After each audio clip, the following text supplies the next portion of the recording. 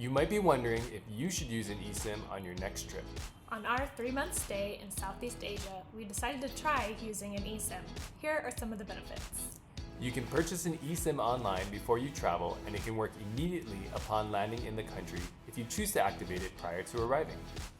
Unlike purchasing a SIM card in a foreign country, the eSIM process is fully in English. With Airalo eSIMs, just download their app, create an account, then follow these steps on your phone. Regional eSIM plans are available, so you don't have to change data plans each time you arrive in a new country. And there's no physical SIM card to lose. You just need a phone compatible with eSIMs. Overall, eSIMs can be more convenient than other ways of getting data abroad. And they're often less expensive than paying international rates on your home phone plan. Here are some other important things to know. You need a phone with eSIM capabilities. Many newer smartphones are compatible, and you can do a quick web search to check if your phone would work. You don't need to buy a travel eSIM through your own phone company.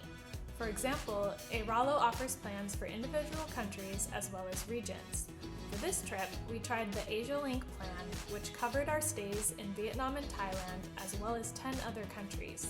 The price depends on the number of gigabytes of data, the countries included, and the duration you want.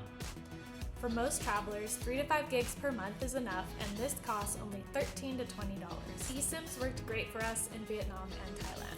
We will definitely continue using eSIMs in our travels, and we think they're going to be a game changer for travelers.